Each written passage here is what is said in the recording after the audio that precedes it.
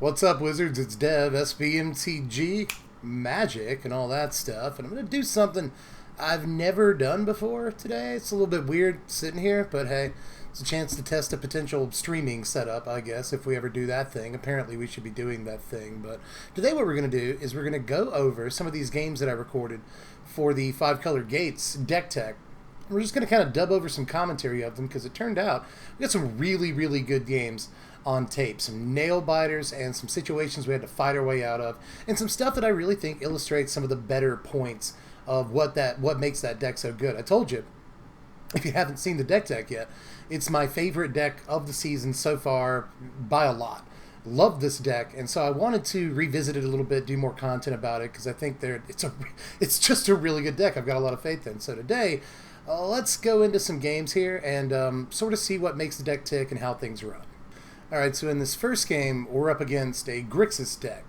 And the game goes pretty long here, as most of them do, but this is actually the shortest of the 3 games right here. It's about 13 minutes for this first game, and that's a short game for this deck. So be prepared for a long game when you're playing this thing. So let's see how things go as we sort of get the game started. We're going to drop our Boreal Grazer and 2 lands on this turn, and that is always a great way to get started with this deck. So let's kind of see how things shake out in the first few turns. It was a great time, by the way, to sit down and record an hour-long video, because I just had it was leftovers tonight.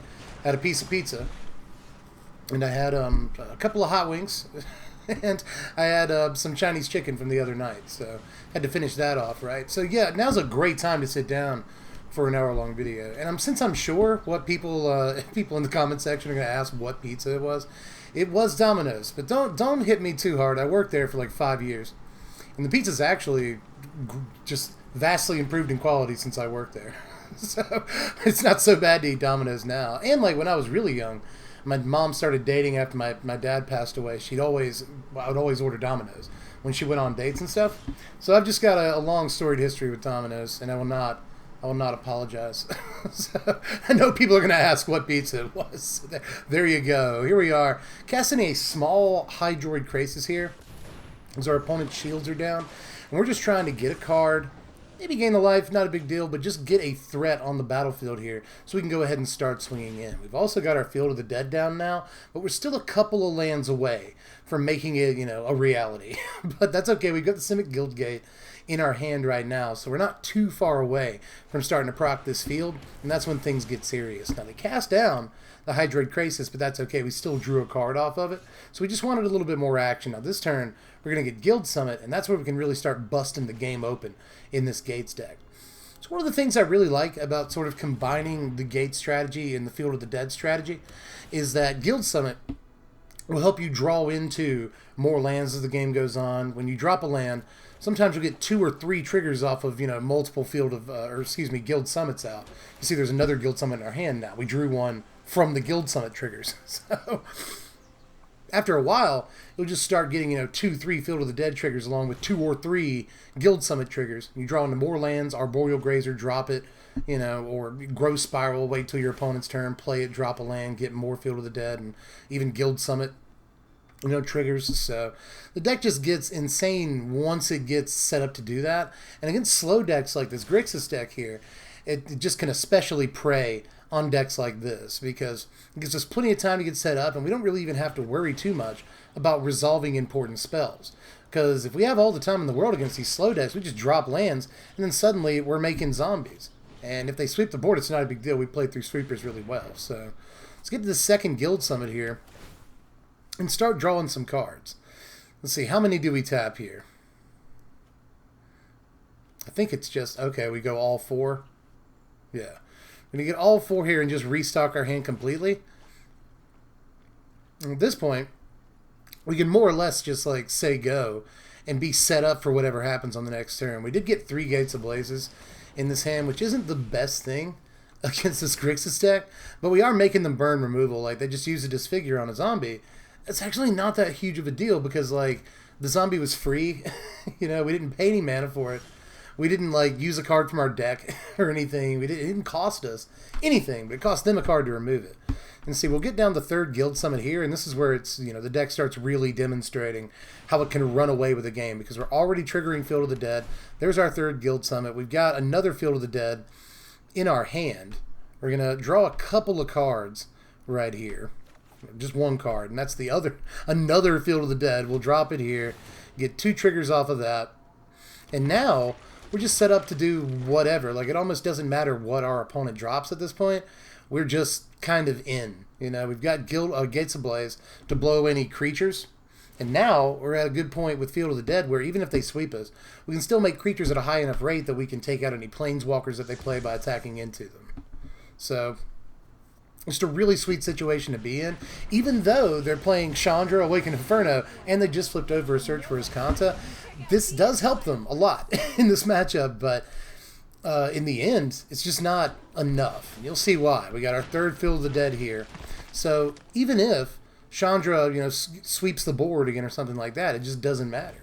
Because we've got, you know, still 3 lands in our hand at this point, and 3 Field of the Dead out. So that's, you know, 9 creatures in, you know, on various turns that we can end up playing. So it just doesn't matter if they end up sweeping the board with Chandra or not. So we got a Thought Erasure off of the Azcanta there, but it just doesn't, again, it doesn't matter. They have to take a Gates Ablaze, but the most important cards in our hand right now are actually lands, which Thought Erasure can't take, and that situation is going to come up an awful lot. Now, this game becomes about beating this Chandra that they just played, but we do that a little bit later. It's kind of surprising how much damage we can actually take from this emblem, because they're going to get a fair amount of emblems on us before it's all said and done. But again, this deck can gain a fair amount of life. We're already above our starting life total, so it's going to take a few turns worth of emblems just to get us down to 20 to begin with. So, let's see. Plaza of Harmony gains us more life at this point, so it's just going to really sort of back up those emblems, you know, make them not anywhere near as effective to us or towards us. We've got 5 creatures out now, and Chandra cannot sweep the board. But they can Cry the Carnarium. We're going to play through a few sweepers this game. I'm going to give them a nice there. We're going to play through a few sweepers this game. And again, I think that that's sort of a good way to show you, because we did 10 games here. I could have shown you any of those games. But I think this game is really demonstrative of the deck's ability to play through sweepers, because we have to do it more than once here. Now, that was a really good turn for them. Cry the Carnarium into Nicol Bolas is super hurtful, and they could have been able to transform it on the next turn into a Planeswalker that would just wreck our garbage for the rest of the game. But all we have to do is Gates Ablaze. It's a use for our Gates Ablaze, just sitting in our hand up to then. And now we can get right back on. Play a land, get 3 zombies, play a Golos, get another Field of the Dead, get all 4 Field of the Dead out. And now we can just start proccing like crazy.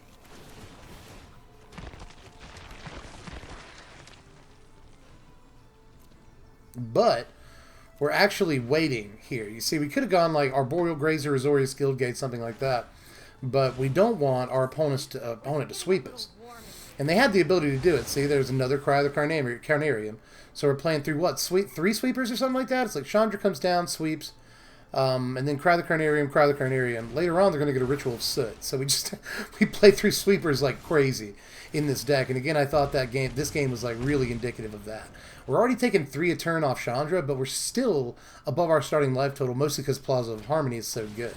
We're going to play a Guildgate, and see again, I think this is just really, really demonstrative of what the deck's trying to do. 4 Field of the Dead triggers and 3 Guild Summit triggers off of just a land drop. You know, we've got 4 lands and 3 drawn cards. We haven't actually spent any mana this turn. That's pretty crazy once the deck actually gets into position. So, and now we get to drop Hydroid Grixis and draw even more cards, gain even more life to where these emblems won't matter as much. We get this 8/8 Grixis out. So again, even if they're able to like cast down or Tyrant Scorn or something on the next turn, it doesn't matter. So we just got so much gas. We have enough mana left over at this point to cast a Teferi, which is exactly why I held 3 mana back. It's because I wanted Teferi so much. So they cast down the Hydroid Grixis. But again, it's not a big deal. We got a Teferi out of the deal, a lot of life, and a bunch of drawn cards too. And we're still set up with 4 zombies on the battlefield. At this point, we can make it to where, you know, we can just play spells on our opponent's turn. That's going to be awesome with the Circuitous Route and the Growth Spirals that are in our hand. So just keep that in mind. I go to discard the Circuitous Route, and then I pull back on it. Turns out at this point in the game, you can just discard lands and stuff. Like we get rid of a Guild Gate and a Gates Ablaze. So we don't think we're going to need to sweep the board too often. The Gates Ablaze have kind of been rotting in our hand up to this point. But our opponent's going to keep going to work with this Chandra. They're able to sweep the board again, so that's 4 sweepers now that we've had to play through. I think that's right, yeah. And they've still got Ascanta. They're going to get the Ritual of Soot. Yeah, they get the Ritual of Soot off of Ascanta. So all they're trying to do is hold tight, sweep the board as often as possible, and make us die eventually to these emblems. But this deck just never runs out of gas once it's in the right position. We've got all 4 fields, 3 Guild Summit, a Teferi. Now we've got the Blast Zone. And so, again, we just, 4 zombies without ever actually having to spend mana. And now that this Chandra is down to 2, we know they're not going to use that to sweep the board. They do have a Ritual, so we can't go too crazy playing creatures this turn. The reason that we played the Arboreal Grazer in our land to get more tokens is mostly to force them to use that Ritual of Soot on this next turn, and then the turn after that we can go back to work, basically. So we basically tell them here, like, you have to play Ritual of Soot on your turn. Then you have to find another sweeper, because if you don't, we're just going to start coming for you. We can make 8 zombies a turn like it's no problem at all. So, no pressure. And now, at the end of this turn, we have the ability to play Circuitous Route at instant speed because of this Teferi, and that's going to matter very soon in this game, if I remember correctly.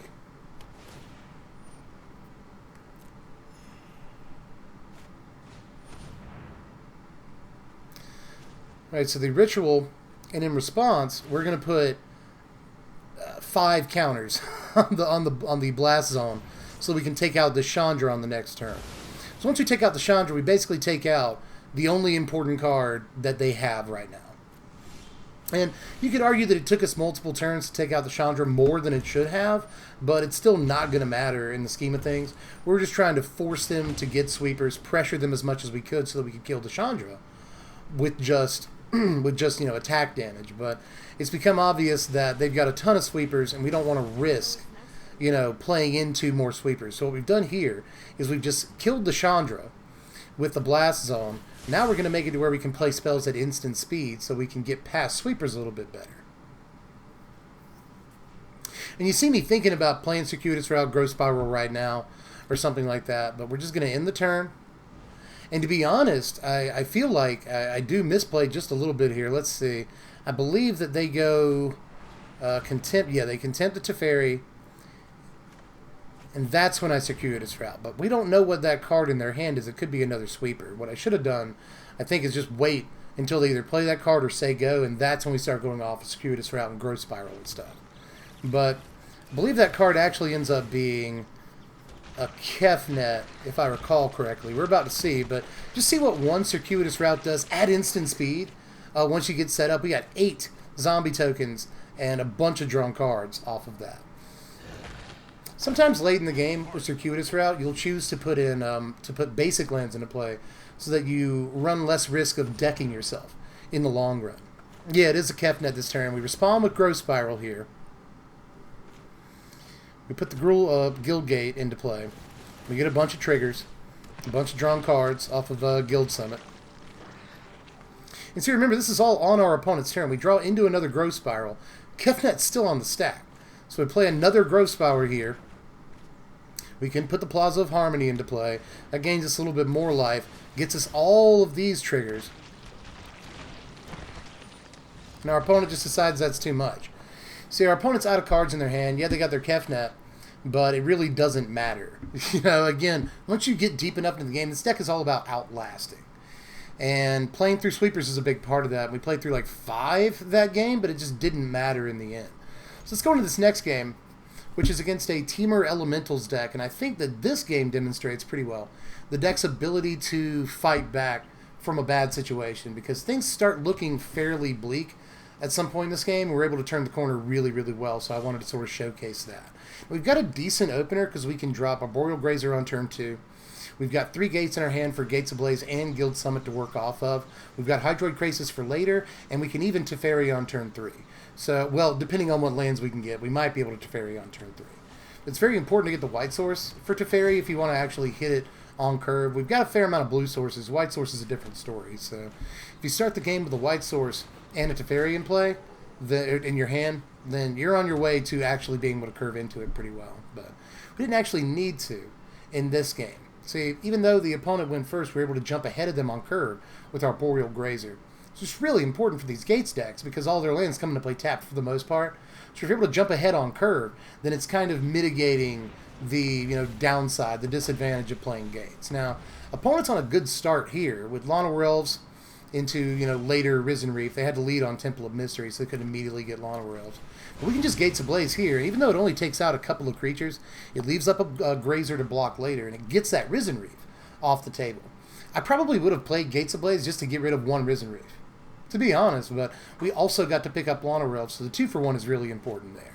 Sets the opponent back on tempo, and gives us the time that we need to really set up. This is super important for this deck. They're going to play Paradise Druid this turn, so they're still setting up their tempo too, and that does nothing but benefit us. If the opponent wants to, trade 3 or 4 turns with us, building up tempo or resources or defenses or whatever, then usually we'll come out on top of that exchange. I had somebody comment on the 5-color Gates video that one of the best things about Gates in the last couple of seasons is that if you get to turn 4, turn 5, then your chances of winning the game just dramatically increase. And that is even more true of this Gates build. The later you get into the game, the much, much better chance you have of actually winning. Now, the opponents played Omnath here, but it really didn't do too much for them at present. But the problem is, you don't really want to Teferi an Omnath. Now, we'll do it in this game, but you don't necessarily want to Teferi an Omnath right away, because it's just going to come right back down and eat the Teferi. So sometimes that's not exactly what you want to be doing. Now, this Growth Spiral here probably should have come on their turn, but I wanted the other land drop. So we Field with the Dead here. We're already 5 lands deep, and that's actually pretty good. I played the other Grazer here to block both creatures because I just wanted to keep damage at a minimum here. But see what their opponent does on this turn, because they're going to start really making this game difficult for us very, very soon. So here's Cavalier of Thorns. Case in point. And at this point, they get another land that triggers the Omnath. This is a really good deck. Almost no matter how you build Temur Elementals, it's a pretty sweet deck with a lot of powerful cards, and this is where things start getting really, really ugly for us. Now, I gotta take a sip. A little root beer.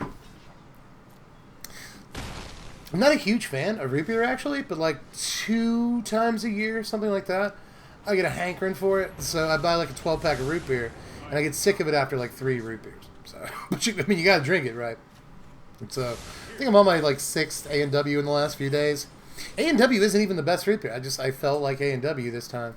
The best drink I've ever had in my life to this day stands summer of 1996 in Destin, Florida. And I don't know how I remember this, but this is a vivid memory. But I had a Barks from a vending machine in the hotel arcade. I just got done. I came off the beach, and I played Killer Instinct Gold on an arcade cabinet for an hour. And then I had a Barks from the vending machine, and holy God, it's just perfect temperature, bite, cold, it's just gorgeous. Best drink I've ever had in my life to this day. And so I have fond memories of root beer, but I can't drink it all the time, But anyway, here's a mass manipulation. That was perfectly timed. Speaking of playing through bad situations, they just mass manipulation our Teferi away, and that's pretty freaking serious.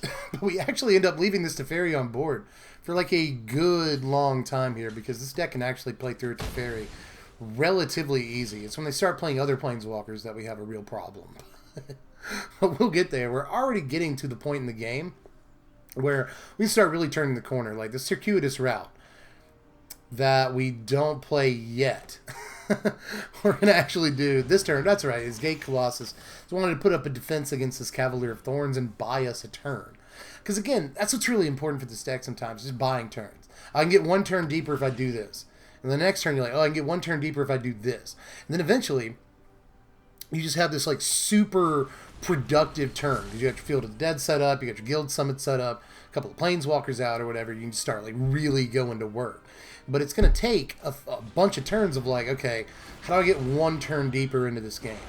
And walking that tightrope before you can get there. But the deck, again, is really good at actually, getting there and closing out once it does. So they just play Omnath again, and they're going to be able to hit a target for a good amount of damage. They do end up Yeah, killing the Grazer here just to get a blocker out of the way. Still got our Teferi, so they can play stuff during our turn, but this Temur Elementals deck doesn't really play too many things that are sorcery speed, except for that mass manipulation right there. But we're just going to Gates Ablaze. We're not going to kill everything, but we kill the Omnath, which is what we're really worried about. At this point, we're just going to kind of challenge this Cavalier of Thorns on attacks. And if they, you know, block, and they do, then yeah, we both lose our creatures, and they get something back from our graveyard, from their graveyard. But I'm actually not worried about it in the slightest. We got Hydroid Grixis in our hand, Circuitous Route to actually proc Field of the Dead when we need to do that, Teferi to get rid of any creatures that they might get back from their graveyard with Cavalier of Thorns, and Guild Summon to draw more cards, put us in a better position. So all we wanted to do here was clear out the board, and the best way of doing that was just to attack and trade creatures.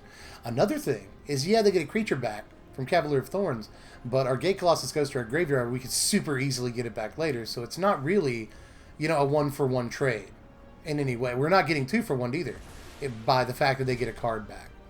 I was a little surprised that they got Risen Reef back here instead of Omnath. There are a couple of other cards they had access to, but they're just trying to do the same thing as us. You know, they're trying to get to a point in the game where they can abuse Risen Reef, get value off of it, and then really start going off, getting all their mana, and having access to all their options. But it takes them a second to get to that point in the game.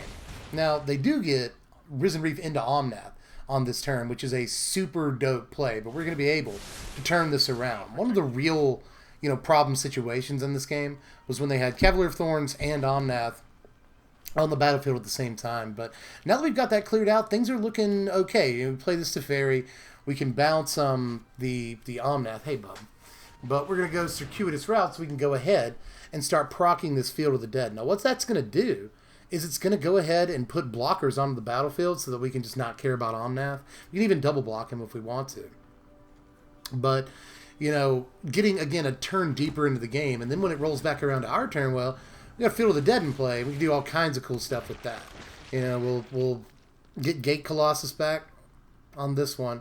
And then by the time we get it next turn, it's going to cost like next to nothing to play. So we don't care about a 3-3 Omnath. We've got 8-8 Gate Colossus, you know. Same thing with Teferi. Like, yeah, if they return Gate Colossus to our hand, big deal. It just costs another like 3 mana to play. And in the coming turns, it'll cost like 1 and 0. So even our own Teferi is not that big of a concern for us. The worst thing we have to worry about is Teferi, you know, getting our, you know, returning our zombie tokens to our hand, just exiling them. But even then, it's not a big deal because the zombie tokens aren't costing us anything. In some ways, I'd rather lose a zombie token and tax Teferi 3 loyalty than keep that zombie token out. So you can tell they got a rough decision. And that's going to happen. You know, it happens in our deck all the time. Where you have all the mana in the world, you just have to decide how to use it. So they go 5-5 Hydroid Grixis here. And on the next turn, we're just going to go 6-6 Hydroid Grixis and trump their Grixis. So again, just to get a little bit later on into the game where we can start using all of our mana the way we want to. You know, it won't be long now so we can cast Gate Colossus and Teferi and Guild Summit all on the same turn. And that's going to end up being a huge turnaround. In the meantime, we get a 6-6 Hydroid Grixis, draws us 3 cards. Off of that, we get Gates Ablaze, you know. And if this is the right play, let me think here. There's 1, 2, 3, 4, 5. Yeah. This is one of the plays. I talked about this in the deck tech too. Coming up is one of these plays where you're able to Gates Ablaze, kill everything but keep your Hydroid Grixis out, and that can just be enormous. Hold on, buddy. You're messing with the mic. You can't mess with the mic. You know that. You've learned that by now, bub. I'll see you in a second. You'll be back up. You'll be back up, I'm sure. But anyway, man, my face is really close to the camera. I'm sorry about that. I probably should have apologized for that like at the beginning of the video. But if I were to zoom out anymore, you get to see even more of my trash apartment. I don't know that I want that. So, now the opponent plays Nissa here. They still have a buttload of mana left over, technically, so they're going to go Tamiyo. And I believe I give them a nice here. Yeah, there it is. Just playing, you know, having 3 Planeswalkers out with this board state is good. You got to appreciate that. You know, people in the comments section always say, like, I love how you root for the opponent. And, like, yeah, you're supposed to. Like, I don't know, it's Magic, you know, it's a game. And even though it's a game I've been playing for like 25 years, it's a game, you know? Like, if your opponent does some really cool stuff, I just don't see how the reaction to that would be like, you scallywag. Like, I could see how you get tilted in the moment about certain things. But when my opponent does cool stuff, I'm like, hey, that was cool stuff you just did there. You know, I just don't think there's anything like too remarkable about that. It's what you're supposed to do. So this turn, yeah, we'll Gates Ablaze, leave our Hydroid Grixis on the battlefield, and undo a lot of what they just did that turn. You know, they were super excited because they got another Risen Reef and started really going off, spent all their mana. And we attack into the Nissa because I assume that on this battlefield, that's probably the one you want to go for, right? We still have the mana to play Gate Colossus at this point. And then we Guild Summit. That's right. I was going to say maybe we play Teferi here. It's Guild Summit, though. So we can get set up. That way, when we play the Circuitous route, we'll get like 4 zombies and a couple of drawn cards if we get exclusively Gates. So, and that's going to be big. We're at the point now where we're going to worry about restocking our hand. If you know, we have 3 cards in our hand.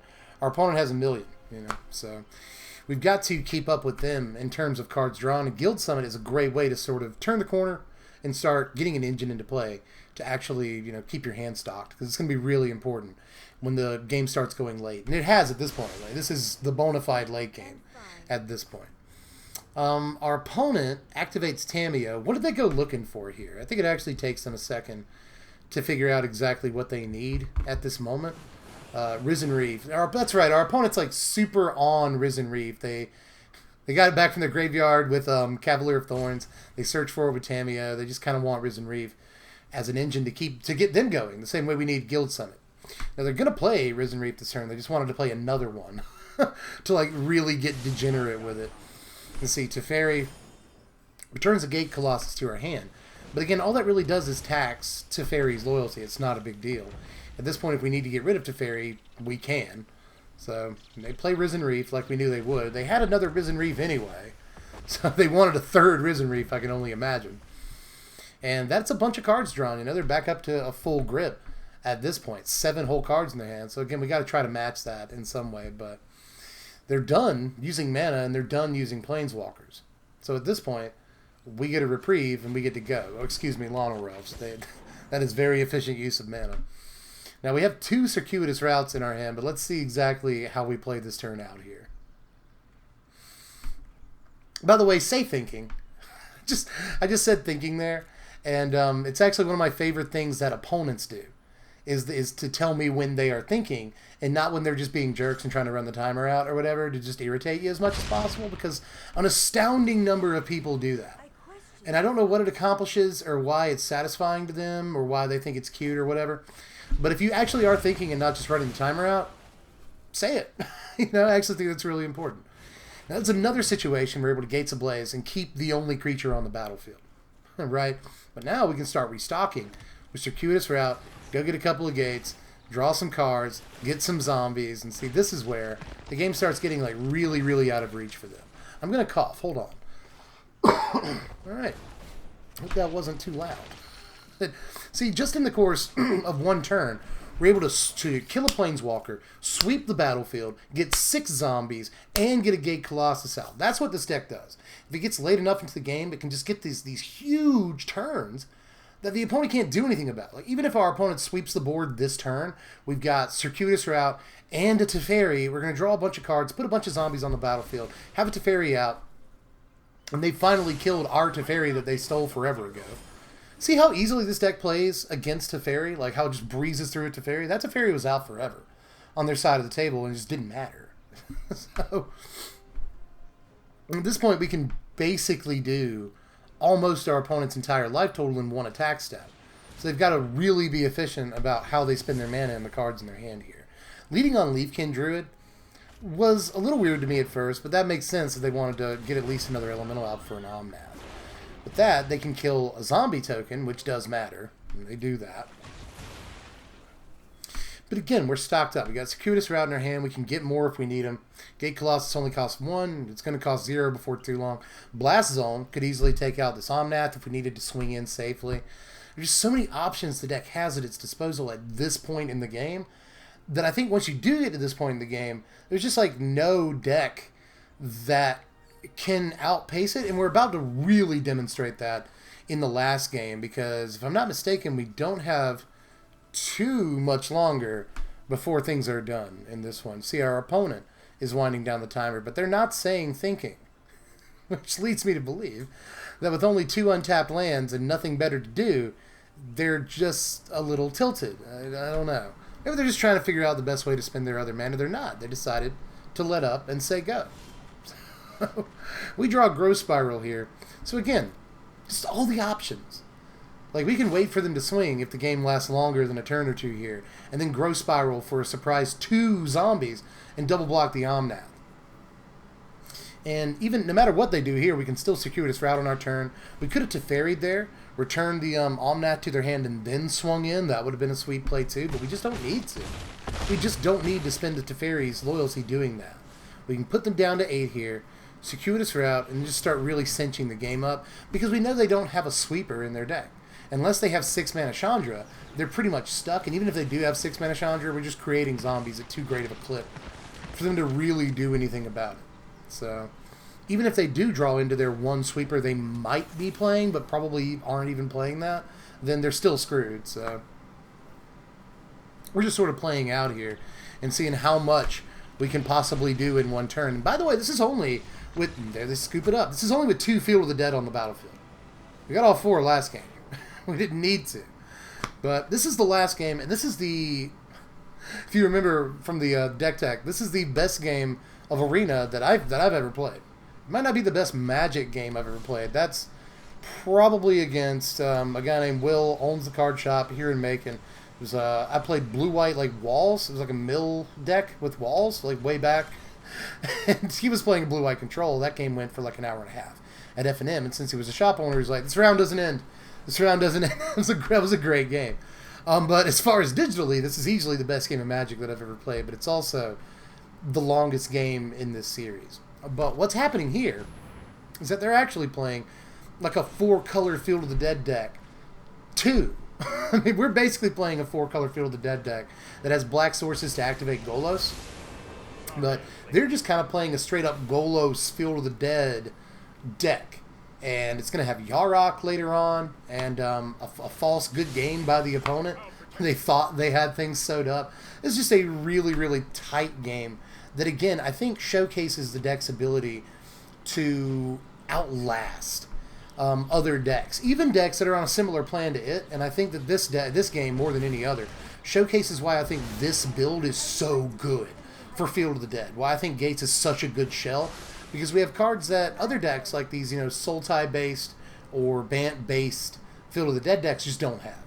And again, with Gates, like, you're going to be playing a bunch of different lands anyway. So it's super easy to get to Field of the Dead, and, cards like Guild Summit and Gates Ablaze sort of help out the Field of the Dead strategy. I know it sounds sort of counterintuitive to play Gates Ablaze, but again, you sweep the board, and suddenly it doesn't matter. You sweep the board, and then you play a land, and suddenly you just have, like, 2 zombies out. So you can recover really, really well. Now, we're both obviously playing the same deck at this point because they Teferi and then Circuitous Route. So we know what they're up to at this point. But we both had kind of breezy starts. They've had more ramp than us at the beginning of the game. But we both had decent starts here. We've got our Tamiyo. They've got their Teferi. But again, last game was a good indication of how well we play through a Teferi. And a lot of the creatures in this deck, like Gate Colossus. We don't care if that gets returned to our hand because it's just going to cost like 1 or 0, whatever, to play again. In Hydroid Grixis, like, yeah, please return that to our hand and we'll just draw a bunch of cards again, right?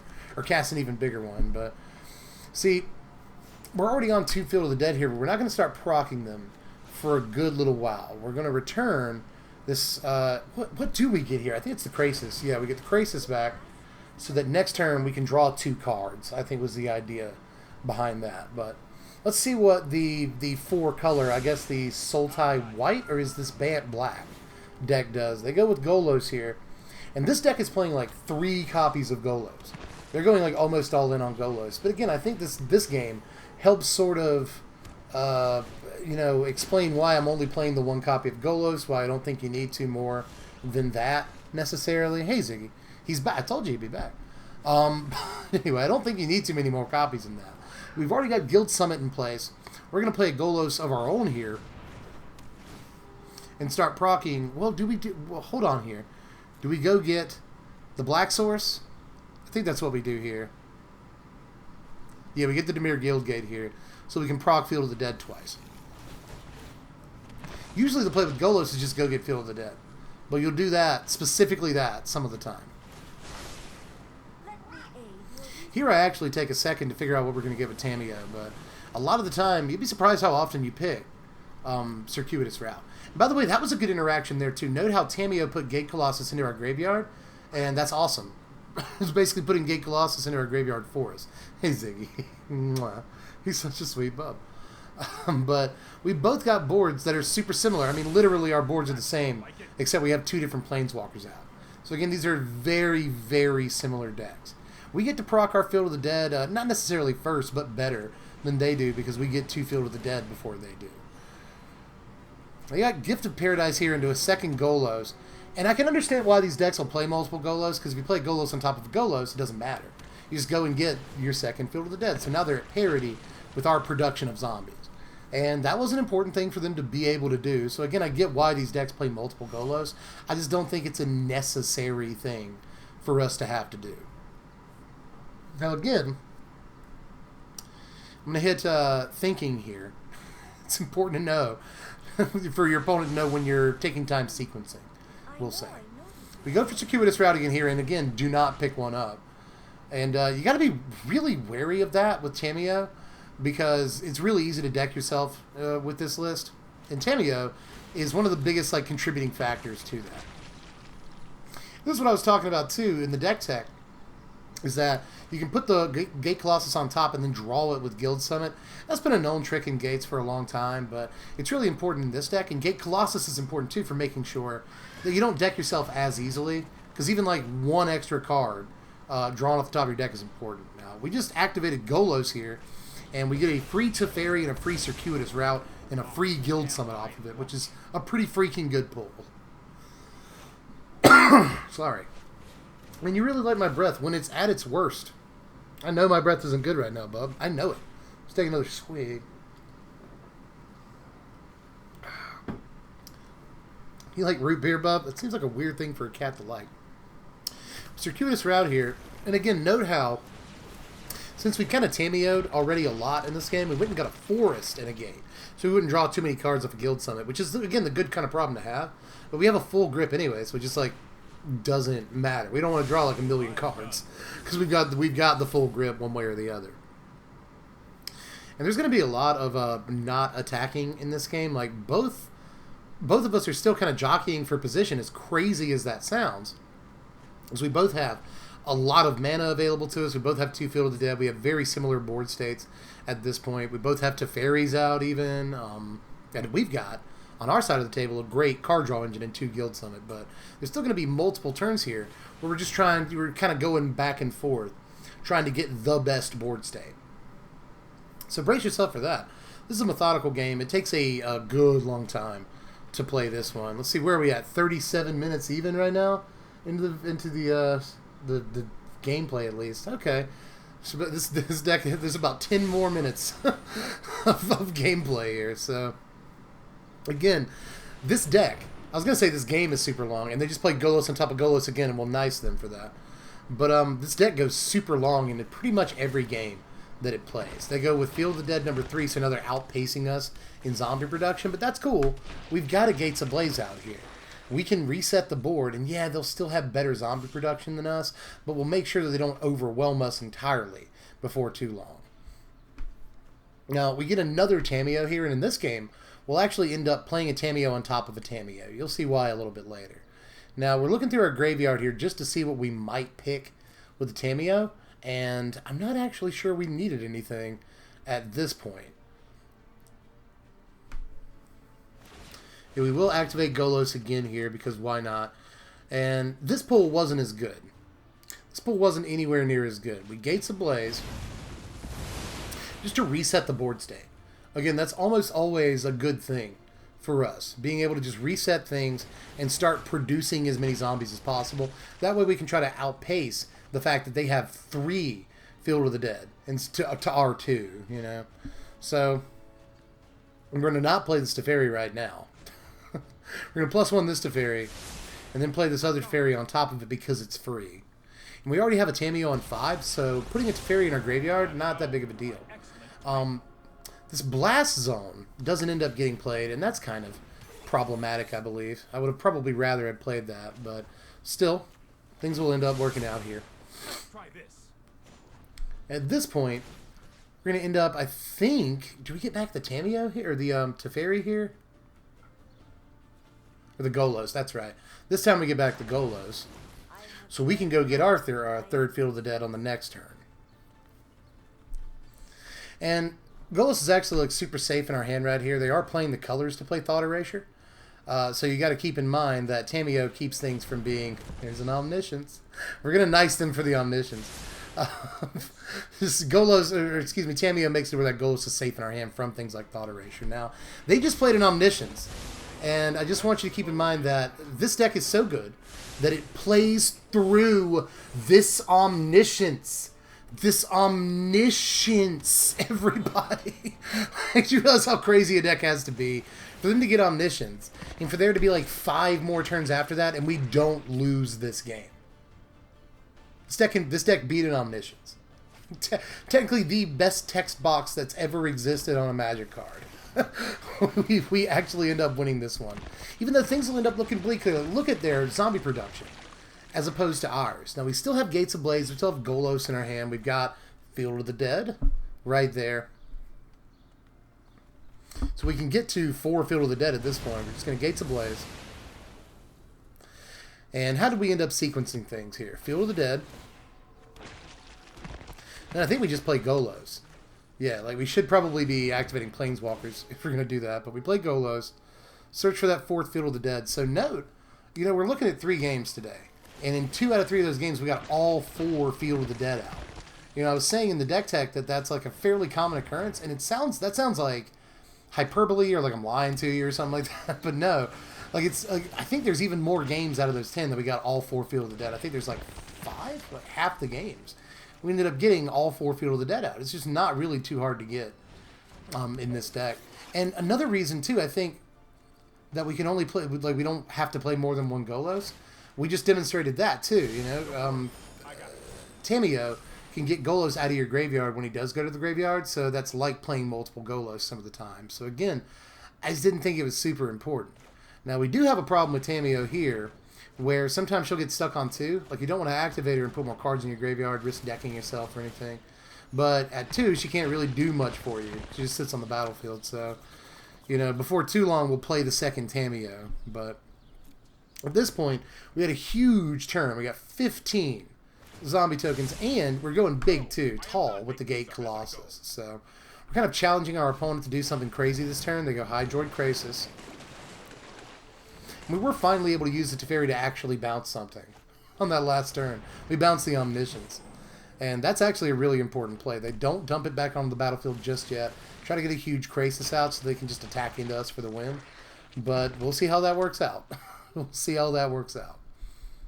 And they're still trying to put together a big turn. They've tapped all their mana at this point. They can play another land, get 3 more Field of the Dead triggers.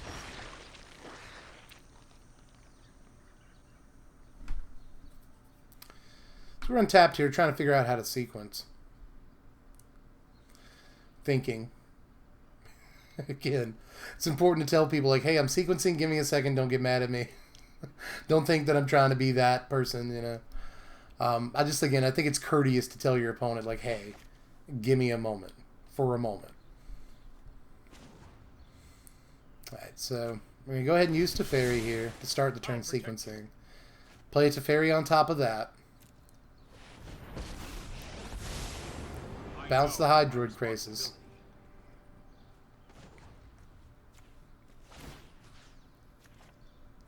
Let's try this.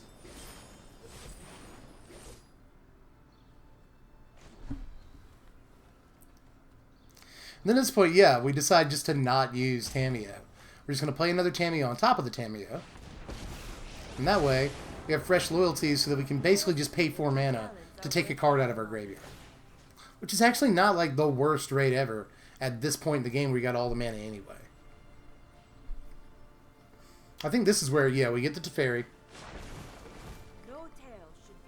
Our idea here was to kind of set up and just get as many creatures off the battlefield as we could to get them down as much as we could in this attack step. And this is actually a hilarious attack step. You'll see the results of it in just a moment. Our opponent's at 29 right now. Just keep that in mind. So we're going to all attack, in at them. They're going to take a little bit of time to block here. I was actually surprised with the alacrity at which they're able to set up blocks. It can be tough to do that on Arena some of the time, but they've got good mouse skills, I guess. So let's get in with everything and see what that leads to. Opponent at 1. And we'll give him a nice for that too. That was about as close as you can get to winning a game without actually winning it. So we're going to Mountaineer. And just try to make it to where no matter how many zombies they make on the next turn with their Field of Deads, we still, have more than them. Is the basic idea behind this turn. If we just have like 1 or 2 more zombies than them, we can win this game, basically. So we're just trying to outpace them in that regard. But we'll see what happens. They good game us here. They presumptuously good game us. We hover over good game. The reason I'm hovering over a good game is because I didn't know what kind of good game that was. I thought it might have been a dishonest, like, heh, I win. And I think that's what it was supposed to be, because they drop Yarok here. And then they start doing some really hot work. Yarok into Golos. They're going to get their 4th Field of Dead. I think we're going to drop a nice here for them in a second. When the whole reason I left the text boxes up was to good game them. But yeah, let's give them a nice. Because this is super hot. Like, what they're doing is sexy. Like, it's just really nice. They get another 8 Field of the Dead triggers here. I think by the end of this turn, it's like, I think they get close to 50 zombies, but just kind of watch this turn play out here. Because honestly, I think this is, again, very indicative of what this deck is best at. They're going to make 50 zombies on this turn, and we do not care. We're still going to win the game. So just sit back and kind of watch the triggers go off on Field of the Dead for a second, because, I'm happy for the opponent that the deck is doing what it's supposed to do. Triggers. All right, how many is that? Just in case it's tough to read, it's 32. They have 32 zombies at present, but they're not done just yet. And they have Omniscience out again. They replayed Omniscience. So let's Field the Dead. And then they're going to Golos. And then they're going to Growth Spiral, and they get the land off of it. So they drop it. And that is 48 zombies. So you can see why they good gamed us here. Because they had the Omniscience, they dropped the Yark, they dropped the Golos, all that's free. They just start going crazy. And they can drop a Teferi on top of their Teferi and kill one of our things, or bounce one of our things. So it does seem to them as though like things are just like sewed up, kid, But again, we can just kind of restart the game with Gates Ablaze. If we have to wipe all the zombies, we can. We just killed literally over 50 creatures. Over 60 or like 65 creatures with that one Gates Ablaze. We can set right back up. What'd you knock over? Some cards, you jerk. You knocked over a Griffin Canyon and a Paraja Verborg. What am I going to do? But we're just set right back up here. And again, try to get the better board state. And we're going to win sort of tricky in this game. So keep that in mind. Just so you know. JSYK. Now, we Hydroid Grixis here. But we've only got, I think I hover over it for a second. We've only got like 3 cards in our library. So we can only really make a 2/2 Hydroid Grixis. But here's the thing. If they make all the zombies in the world next turn, they still can't get past the flying Hydroid Grixis.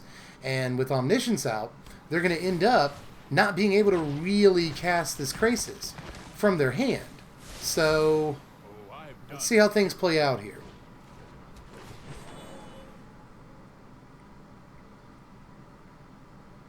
And yeah, I think we get down to 1 card left in our library at the very end of this game.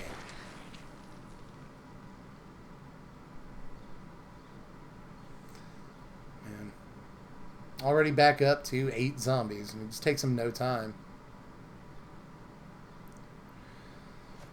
But at this point, Hydroid Grixis 4-0.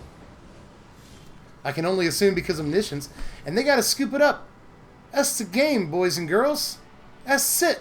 Super long game right there. But we ended up winning in the end when it looked like we definitely should have won that game against what should be a superior build of the deck. The Yarick build is the build most players are on right now, so I really wanted to show you a game where we beat that Yarick build after like a really, really hard-fought game. And again, that's just like the most intense game of Arena I've ever played, and I really wanted to show that to you. So I hope that you enjoyed everything we did here today. It was slightly weird commenting on my own games, sitting here in my own house, bobbing my head to my own beats and stuff. It's weird, but still, I hope you enjoyed it and you got some sort of, you know, what's the word? I don't want to say like the word educate. I hope you got some education out of it. I hope you learned something today. But no, I hope you got just a few more like tidbits of information about how the deck runs and how it plays and all that. A few more wrinkles about the strategy I was able to point out here and there. And I hope it sold you on the deck, because this is, again, like the deck I have the most faith in a really long time. And I got like more dislikes on this video than I usually do in the first like 24 hours. So I felt like there was some people out there that were just like, I don't believe you, Dev, this deck is stupid. But no, if you needed to be sold on the deck, I hope this helped do it, because we got into long games against like real decks in this video, and we won all of them. We went 8-2 in these games that they recorded. And if you want to see more of these games, I'm more than happy to upload like 2 more of them or something like that, because I think there's more sort of important moments in those games that demonstrate the way this deck plays. So if you want to see more, just let me know. And if you enjoyed this, let me know. And let YouTube know by hitting the like button. Do all that stuff. You know, hit the link in the description to TCG Player. It's going to be the first one down there. If you're interested in playing this deck in paper, this deck is really, really fun to play in paper. Like, super fun to play in paper. And it's relatively cheap for what it is. You know, it's a really competitive deck. It's less than $200. So click the link in the description if you like what you see here, and order whatever pieces you need from TCG Player. And also, I guess, subscribe if you haven't done that yet for more content like this. If you enjoyed content like this, you get to see my crappy apartment and all that stuff. You know, subscribe for that stuff. And hit up the Patreon if you want to support content like this. And I'll let you know what we're doing at least 24 hours in advance, usually a little bit more than that. And I'll let you vote on what decks and videos and stuff you want to see next. Yeah, it's a good deal. $1 a month, you get to vote on what you want to see. It's not bad. So there's a link in the description. Hop over to Patreon if you want to really help out the channel in like the best, most expedient way possible. It's amazing. And thanks to all my current patrons who allow me to sit around and do this. So yeah, I hope that you got something out of it. I hope you enjoyed it at the very least. And yeah, let me know if you want more stuff like this. But anyway, I'm Dev from the place. Thanks for watching, my wizards. Spread love and be kind.